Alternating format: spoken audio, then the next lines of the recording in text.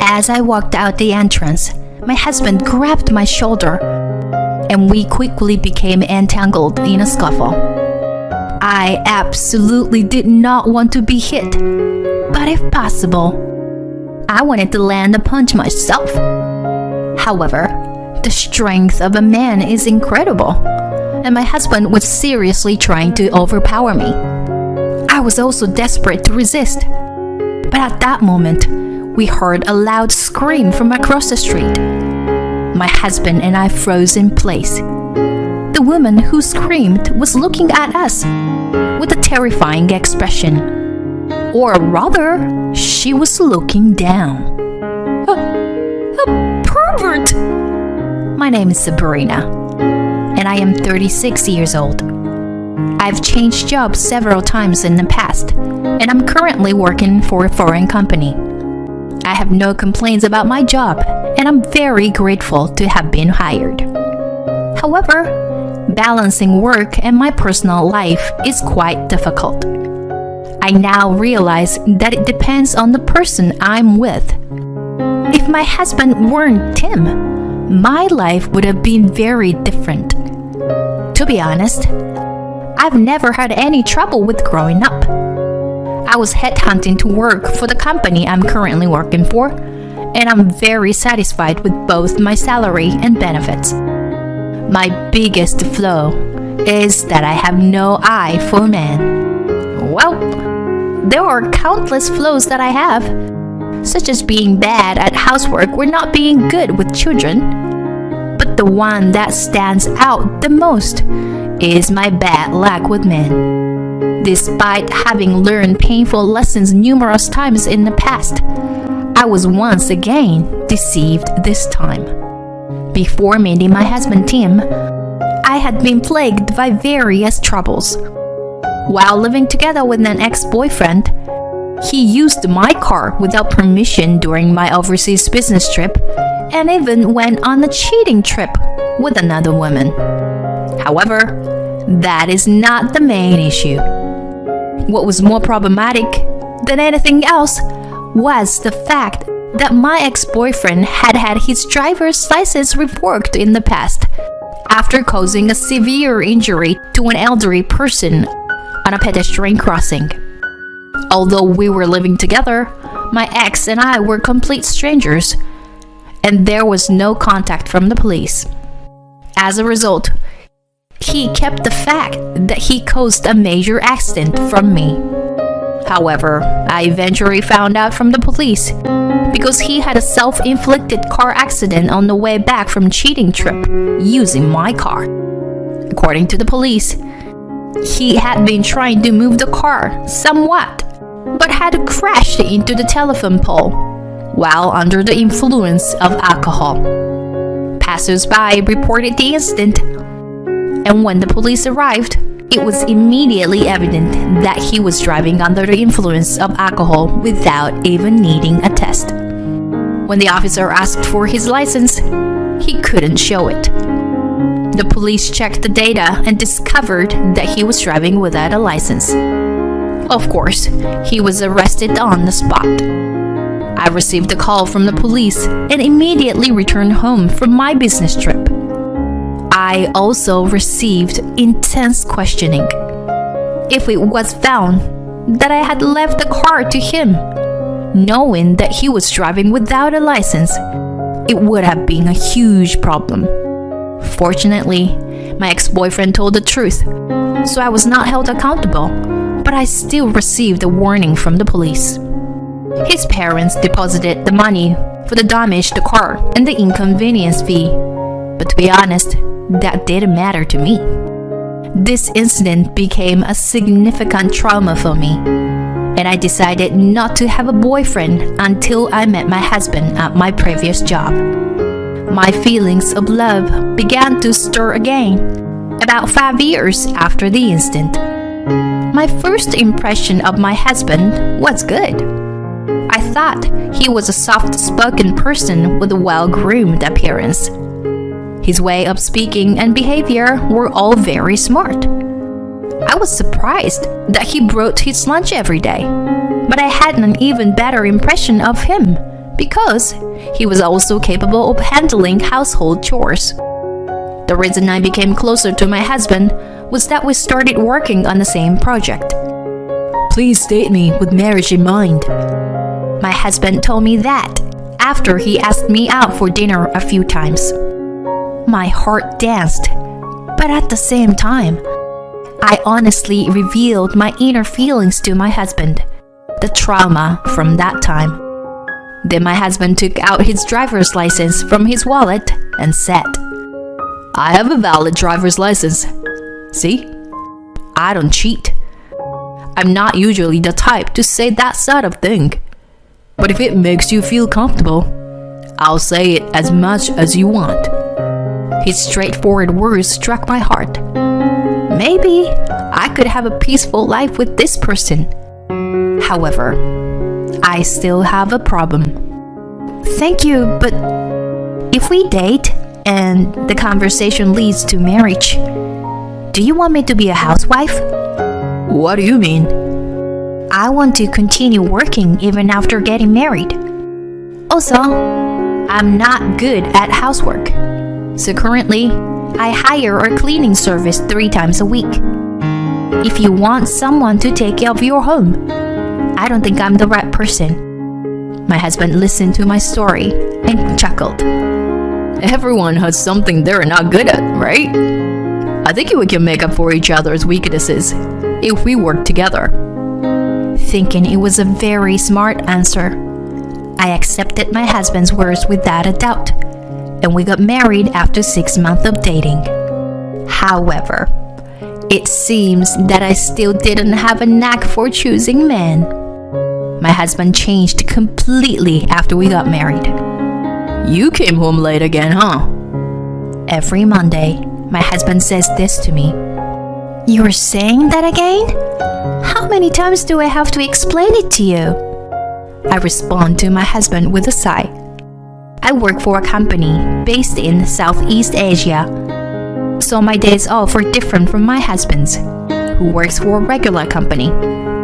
We used to work at the same workplace, so our days off were almost the same. But now, because of the time difference, my days off are scattered. How's work going? It's okay, I guess. Actually, my work is going quite well, but my life is not going as smoothly. My husband and I both changed jobs shortly after getting married, but he's been having a hard time lately. I started doing housework that I'm not good at, trying to support him. I thought it would help him focus on work, but now he's even nitpicking my cooking. Meatloaf again? It's the only dish I'm proud of making well. Well, you were good at your job, but shame. His words made me angry, but I held back and waited for his work to pick up. However, he quit his company without telling me after only 2 months. Now, he's working part-time at a cafe, earning around $1,000 a month for working only a few hours a day, 3 days a week. Until now, we've split the household expenses in half. But with this current income, splitting them equally is no longer possible. We can manage for a while with our savings, considering our past incomes. There are already dark clouds looming over our relationship. It happened one day when I returned home from a 2-night business trip and my husband was in a very bad mood. If this kind of thing continues, I'm getting a divorce.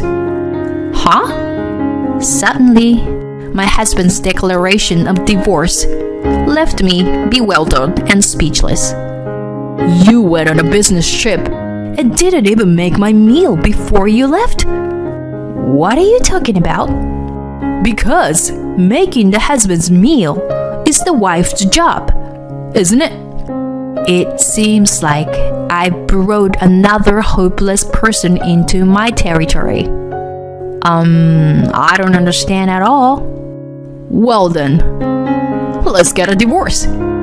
Half amused, I looked at my husband's face and calmly thought, if you are the one proposing a divorce, then that's even convenient. Alright, let's get a divorce. What? Are you sure about that? Yeah, it's fine. Your words and actions are completely different from before we got married.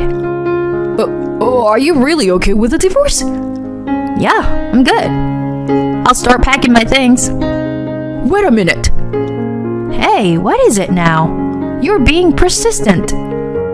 That's how you're going to leave me, don't you? Is this guy crazy or something? It was him who wanted the divorce. I was confused, but I still gathered the bare minimum of my belongings and tried to leave the house. Then my husband chased me with incredible force. You have a man, don't you? That's what it is, isn't it? Wait, what? No, there's no man, okay? Then where are you going? You must have another man you can switch to at any time. I told you there isn't anyone. Don't you dare lie to me. Even if I said there is or isn't, you'll just keep doubting me, won't you? I'm tired of dealing with you. I can't believe I ended up marrying such a petty man. Am I really a magnet for terrible men? Or is there some pheromone I'm emitting that attracts them? While lost in thought, my husband continued to press me. You're making fun of me, aren't you? Don't get carried away. Huh? I'm not getting carried away or anything. Then why is that only you were able to switch jobs smoothly? Well, I guess it was just luck. I worked hard at my job too. I was headhunted by that company, you know? This was a lie. My husband was not headhunted by his previous company. He had been saying that even before he joined the company. But I know the truth because I was the one who was headhunted. I kept quiet about this fact to avoid hurting my husband's pride. But even now, my husband is still trying to show off to me without realizing my consideration. Now, it doesn't matter how much I think about my husband's worthlessness. What matters is that I need to deal with this annoying situation in front of me. When I let out a big sigh toward my husband, he threw a straight punch at me. But the next moment, he groaned and squatted on the floor as he had hit his finger joint hard with the metal fittings on my back that I used to block his punch. Oh dear, that must have hurt. Besides, you were trying to use violence just now, weren't you? This could be a sufficient reason for divorce, don't you think? Shut up. Who do you think you are, telling me what to do? Women were born to support men, you know? That's such an outdated way of thinking. Haven't you forgotten that you were born from a woman too? Shut up. You are so damn cheeky. Then why did you even marry me in the first place? You knew I wasn't cut out for domestic life, didn't you? In fact, I told you that clearly, didn't I? It's a man's privilege to re-educate such women. You really don't get it, do you? I really don't have a knack for choosing men. Well then, let's discuss divorce through our lawyers at a later date. Wait a minute. Don't mess around. I ignored my husband and took my luggage outside to the front door. He followed me and grabbed my shoulder. We quickly got into a scuffle. I didn't want to be punched, but I wanted to land a hit myself. However, his strength was overwhelming. My husband was determined to pin me down, and I was desperately struggling. Then I heard a woman's loud scream. My husband and I both froze. The woman who screamed was staring at us with a terrifying expression. Or rather, she was looking down. Pervert! I also noticed that my husband's sweatpants had slid down to his knees. He blushed and immediately let go of me, pulling up his pants. You weren't wearing underwear again? Come on. You probably thought it was okay since you were at home. But I hate that kind of depravity in you. My husband, who was seen with his lower half exposed by a neighbor, hurriedly ran back inside the house. As expected, he fiercely resisted my desire for divorce afterward. But I had already completed the divorce application myself. Anticipating such a situation, I had received the photo data of my husband's embarrassing appearance from the neighbor who witnessed it. Even after the divorce, my ex-husband persistently followed me around, but I used the photo data as leverage to make him agree to the divorce. Still, he ambushed me in front of my company or house and tried to talk to me. He said things like, "It's difficult for a woman to live alone," or that being single is worrying. Completely unnecessary concerns. In the end, this guy was still looking down on women even after the divorce. I absolutely didn't want to spend my life with such a person. It was impossible. Even if I were to feel lonely when I get old, there are plenty of other ways to live. Hey, where are you now? This was the last call from my ex-husband. I don't think I have an obligation to tell you, do I? Are you on a business trip? Well, then I can't see you today. Even if I wait at your company's building, huh? Honey, I was thinking about what I can do to start over with you. It was all my fault. Your meatloaf was delicious. You always wanted to be praised, didn't you? I'm sorry I didn't notice. From now on, I'll praise and encourage you. So, come back to me. This guy is seriously crazy. I felt my spine freezing and hung up the phone without saying a word. In fact, I would never meet him again. As I've flown to Southeast Asia for work at the head office, I intend to settle here permanently. My parents died early, and I am an only child, so I don't have any attachment to a particular place. Well, I think I probably won't get married again.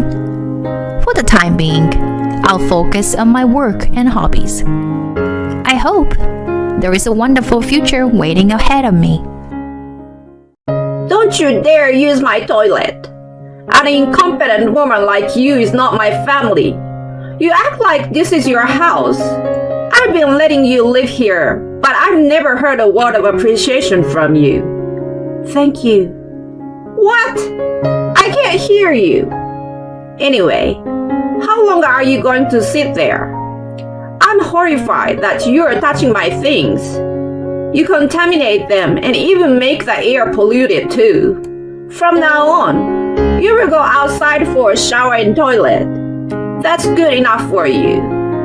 You can't be serious. There is nothing open at this time of night. What are you talking about? There is a field and a pond right there. You can make good use of them. Having said that, my mother-in-law locked me out of the house. The story goes back some time ago. After I married my husband Henry, we moved in with his parents for convenience as we both worked. I had been visiting them from time to time before I got married. My father-in-law was kind and treated me like a real daughter. I lost my father when I was very young, so he became like a real father to me. Unfortunately, he fell ill just before the wedding and was hospitalized when I started living at his house. My mother-in-law, Jackie, on the other hand, was cold to me in contrast to him. She acted cheerful and nice and never did anything wrong to me in front of her family.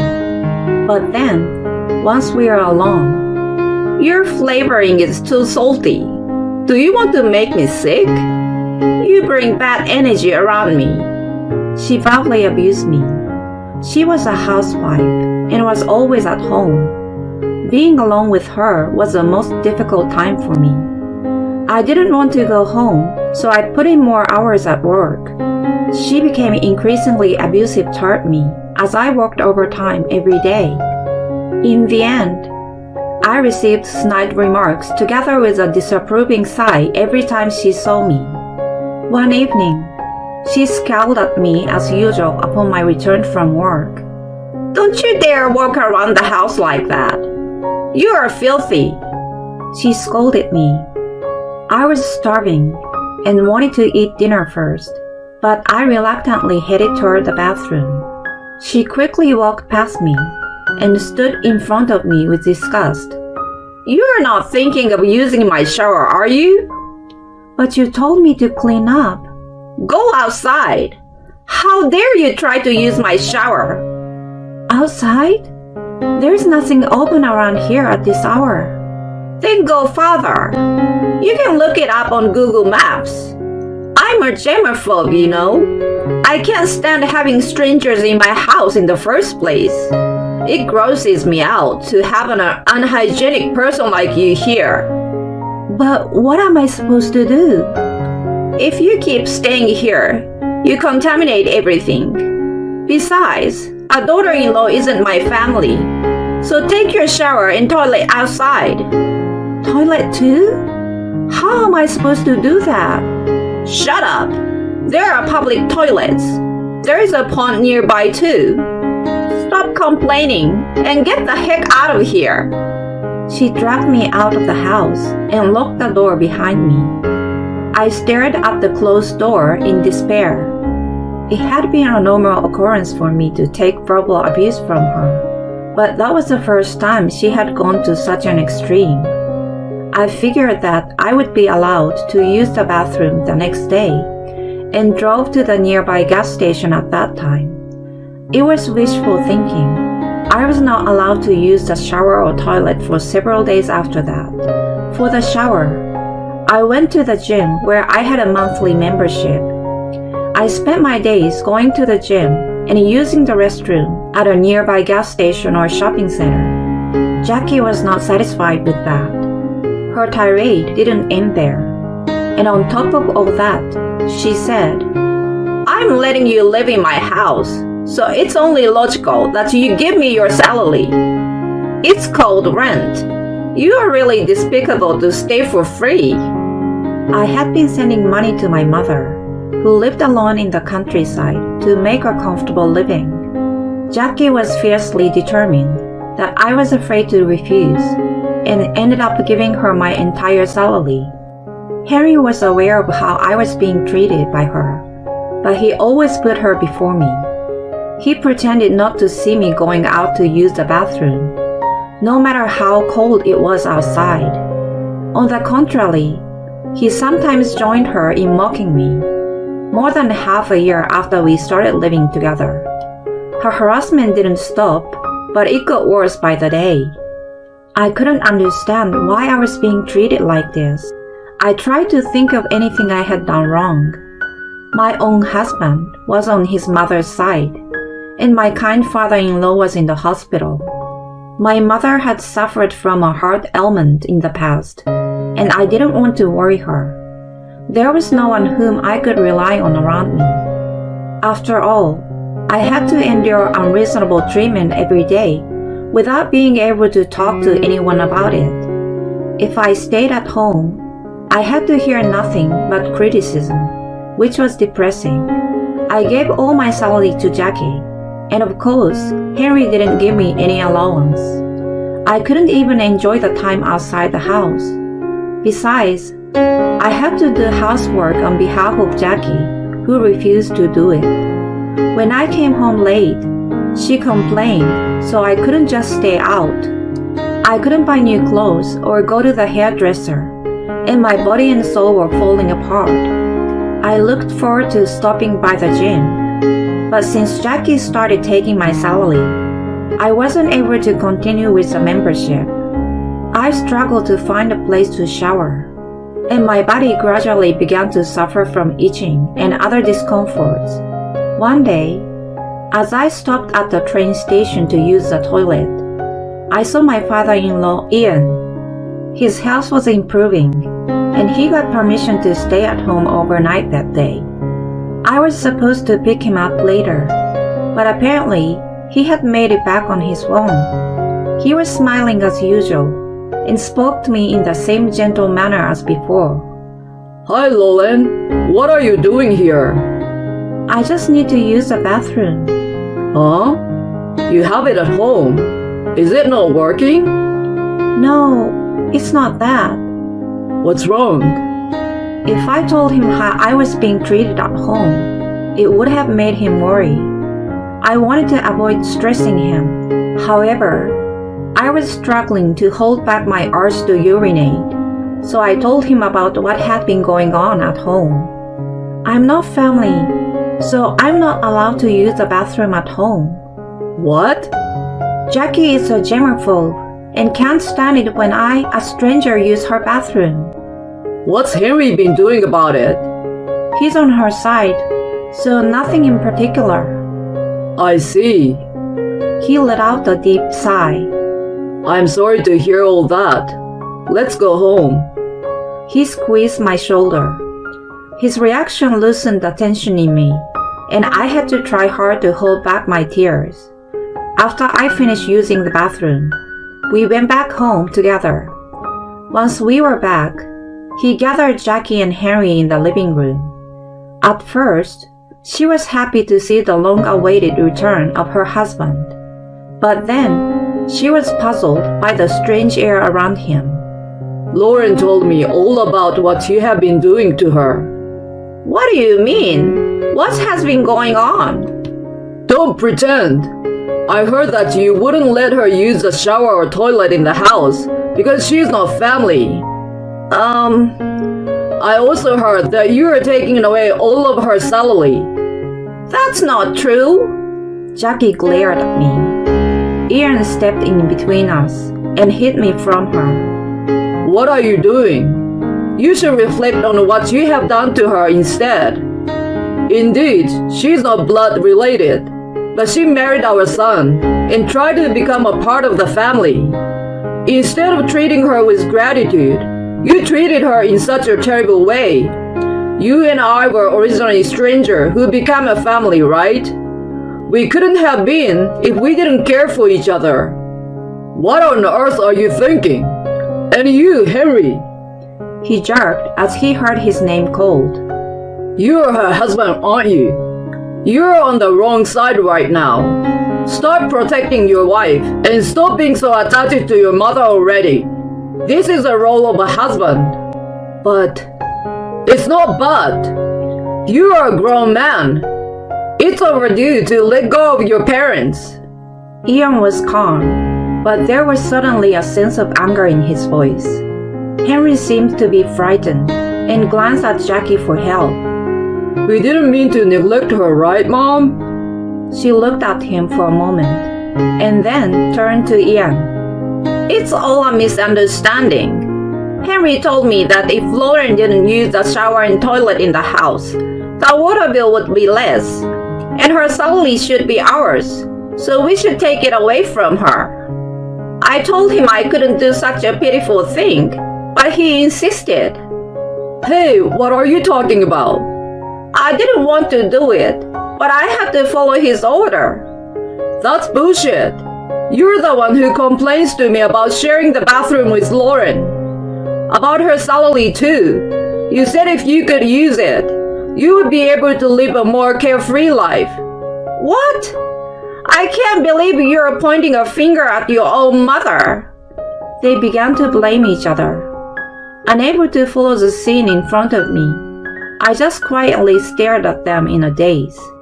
The two, who told each other that they were not to blame, showed no trace of their former good relationship, but only ugliness. Ian sighed loudly next to me. I understand how you guys are now. You have no intention of apologizing to Lauren, and you're accusing each other. You should know a little bit about shame. Both of you, get out of my house right now. You need to cool down and think about what you have done. He immediately kicked them out of the house. I corresponded with them several times after that, but instead of expressing remorse, they showed resentment at being kicked out. Ian and I were both disgusted and decided to divorce and cut ties with them. When the divorce was finalized several months later, I was summoned by Ian. I blame myself for Jackie being selfish and arrogant, and Henry being a mommy's boy, all because I had been putting work first in my life. I lectured about family like I knew best, but I was never a good husband or father. I was someone who paid not enough attention to the family. I hoped Henry would take me as a bad example and do the opposite with you. It's okay, Ian. How selfish of me. I'm really sorry, Lauren. It was my fault to begin with. As an apology, I want you to take this house. Please, Ian. It's not your fault.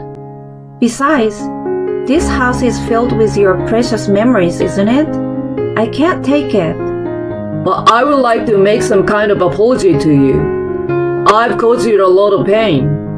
Then, will you hang out with me from time to time? Hang out?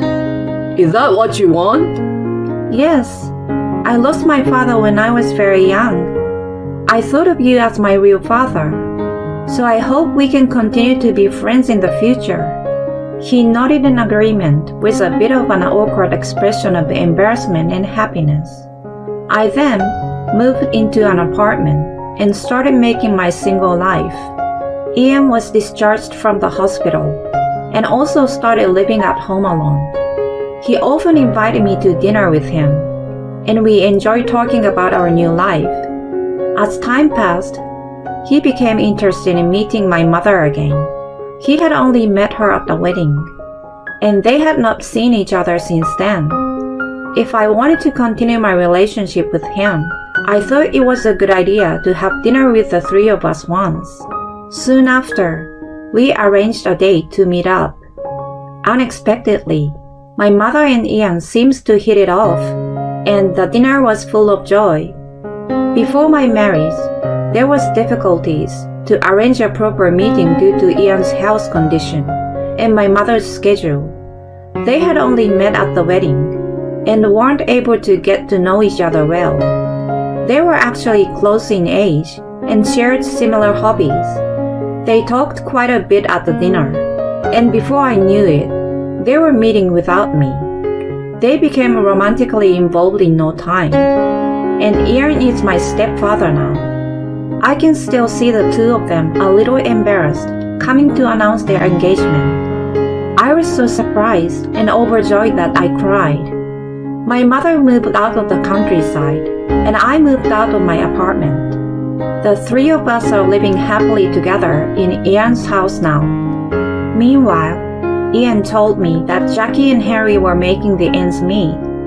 Henry was working hard to support Jackie, but his relationship with his selfish mother, who always complained about everything, deteriorated by the day. It sounded like she had turned all of her frustration toward him since I disappeared. He was stressed from working overtime and from living with a difficult mother. Eventually, he became depressed and ended up quitting his job without telling her. Of course, she was furious with him, but she soon realized that someone had to make a living. She finally got off her butt and started working. However, she had been a housewife for a long time and was naive in some ways, so she struggled to find the job that she wanted. She has been repeating with getting and quitting a job until now.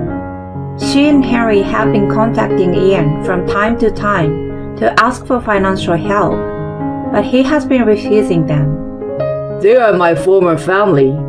I have to take care of this family now. He looked at my mother and me and continued to say, If I could teach them anything now, it would be to go through the hardship and learn the pain that people go through. If they would be a little kinder to others, maybe someone would come along to help them. He sounded a little sad.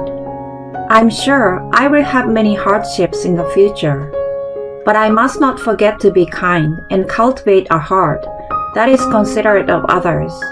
And one day, I would like to build a loving, caring, and wonderful family like my mother and Ian. I don't care about your mother. I'm in the middle of something, so don't interrupt me. She's got 6 months to live anyway. You knew she was going to be gone soon, so don't call me up every time. You can take care of your own mother yourself. One day, I received a phone call informing me that my mother was in critical condition. When I rushed to call my husband, he spat out cold words at me, as if he had no regard for human life. I sat there in a daze with the phone in my hand, thinking about my mother. I wanted to show her how happy I was with my marriage. I believed it would be the greatest repayment I could give her. But now, I might not be able to fulfill my promise. I wiped away the tears that were welling up in my eyes and ran to the hospital. I'm sure my husband is still so absorbed in his hobbies that he has forgotten about our phone call, unaware of the unexpected tragedy that awaited him after that. My name is Sophia. I'm a 27-year-old housewife living with my husband Emery, who is 2 years older than me. I met him when I had just graduated and joined an IT company. I'm Emery, and I will be training you starting today. Nice to meet you. Nice to meet you too. Emery became my immediate senior. He was fast at his work and was admired as an elite within the company. He also had many hobbies, such as karaoke, bowling, darts, and baseball, and always seems to enjoy talking about his private life. Emery was the kind of person I admired and adored. When I was 26 and he was 28, we started dating. And after 3 months of dating, we decided to get married. There is a big reason why we got married in such a short period of time. It is because my mother was sick in the hospital. My mother was unmarried when she gave birth to me, and she raised me all by herself. However, she had a chronic illness that often caused her to have breathing problems and nausea. I did my best to support her during those times, and we lived together so I could help her out. Then one day, my mother's chronic illness rapidly worsened, and she was finally told that she had only 6 months to live. She was so shocked that she could not stop crying. But when I told her of our marriage, she said, "Sophia, congratulations! Please live happily for me." She congratulated me with a big smile on her face. As the last act of filial piety I could perform as a daughter, I vowed to raise a happy family with my husband. When I got married, I quit my job and became a full-time housewife. I struggled with housework I was not accustomed to, but I was doing my best for my husband, who was working hard. Then one day, my husband came home from work and said to me, I've got a new hobby. "What's this new hobby of yours?" Fishing. A friend of mine invited me to try it, and I'm totally hooked. Husband is overjoyed to have found a new hobby, fishing. However, his addiction to fishing was clearly unusual compared to his other hobbies. Whenever my husband had a day off from work, he would go to the beach with his friends. At first, I was happy that he seems to be enjoying himself. But the more times he went, the more expensive the fishing rods and lures he bought out. My husband even said, I've chartered a fishing boat. I was taken aback when he said this. "You've been spending too much money on fishing lately, haven't you? That's why you don't give me much money for living. It's fine to have fun, but for the sake of the family budget, why don't you moderate your spending?" I was worried that our finances were getting tighter, and asked my husband to be mindful of it. But my husband, with a nonchalant look on his face, says to me, It's my hard-earned money. What's wrong with spending it on what I want to do? Why don't you just make it work for you? I can't hide my surprise at the fact that he leaves everything about our life to me. Then, my husband tells me a fact I never expected. I've told my mother that the food you make is lousy. Learn from my mother, a senior housewife, and cook properly from now on. Unbeknownst to me, my husband had been complaining to my mother-in-law. Since her husband passed away a few years ago, she has been living alone in a house some distance away from us. My husband was worried about her, so he went to check on her from time to time, and he told her how stressed out he was about me. After that, my mother-in-law visited our house often and started blaming me. Both my husband and my mother-in-law treat me coldly, and I always felt helpless. When I talked to them about money, they insisted that I should take care of it myself, so I spent my days visiting my mother, draining my savings from my unmarried days. I was willing to put up with it for my mother's sake, but my savings were running out faster than I expected. I don't have much money left. Please give an actual allowance. I told you I don't want to. I mean, it's a waste of money to visit your mother. I hope she dies already. My husband was insane. He says my food tastes bad, and he doesn't care about my mother. I couldn't see any vision of being happy with my husband like this, and I murmured in my heart that I might not be able to fulfill the vow I made to my mother. A few days later, on a cold night, I received a call. It was from the hospital, where my mother was hospitalized, and I suddenly broke out in a cold sweat. I was afraid that something might have happened to my mother. I fearfully pressed the receiver button on my cell phone. Your mother has been rushed to the emergency room and is in critical condition. I heard the doctor's voice. Okay, I'm on my way. With that, I hung up the phone and immediately called my husband. Hello? I'm in the middle of something. My husband was in the middle of something and tried to hang up on me right away. Wait, can you calm down and listen to me? I just got a call from the hospital that mom's life is in danger, so you need to come to the hospital right away. I'm on my way too. However, my husband doesn't change his tone and says to me, Why do I have to go? It's your mother's business, so why don't you go alone? I'm just enjoying a night of fishing. Don't bother me. He shouted at me and hung up the phone. I was stunned by my husband's attitude, as if he was a stranger to me. How could he be so heartless when the life of someone he cared about was in danger? It was my husband who should be on his way to the hospital rather than me. I felt an uncontrollable anger welling up inside me.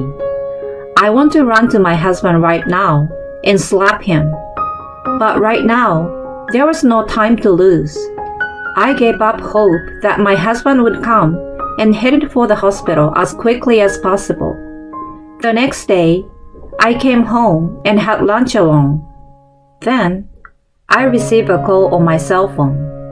I rushed to answer it, expecting my husband to finally call me back, but it was my friend Jenny.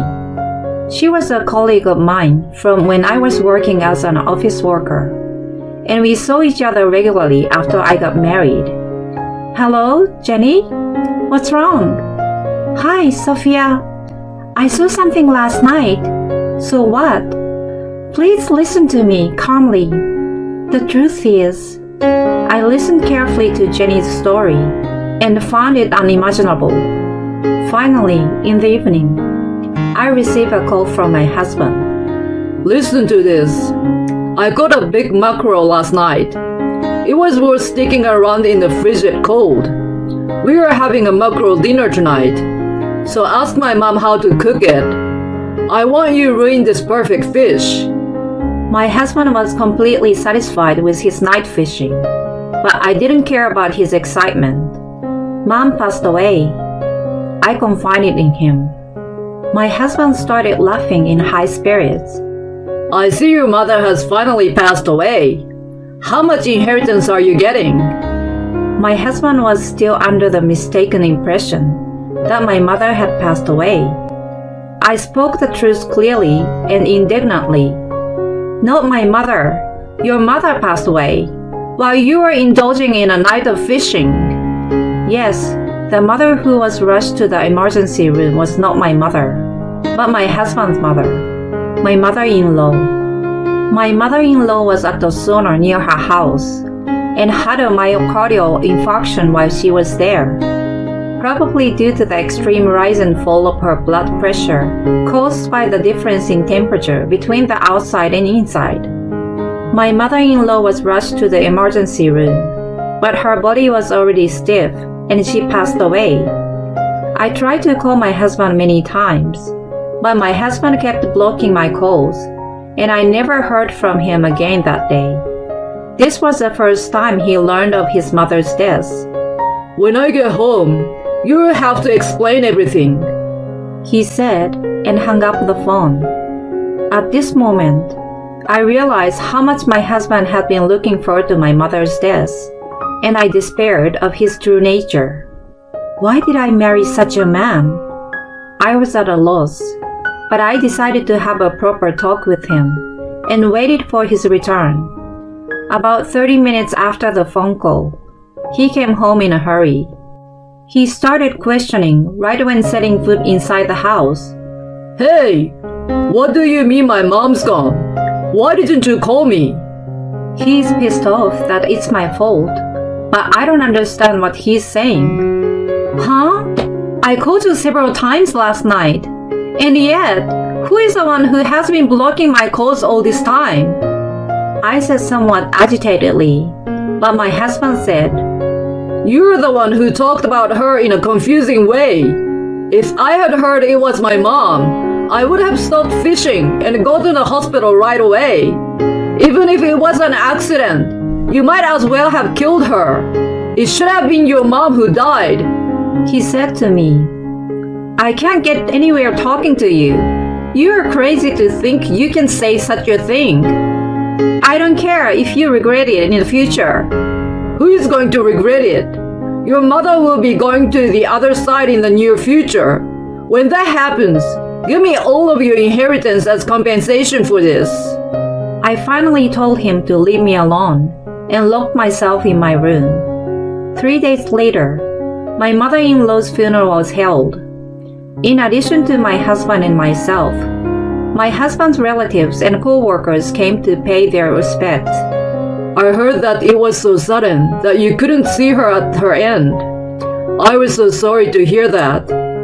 Yes, it was a huge shock to me. My husband would make a sad face when the mourners sympathized with him, but he scowled towards me. Then my husband began the eulogy, but I wanted to cover my ears. I was stuck at work that night my mother died. I got a call from my wife, and I managed to get a break from work and try to answer it. But she stopped calling after about 2-3 attempts.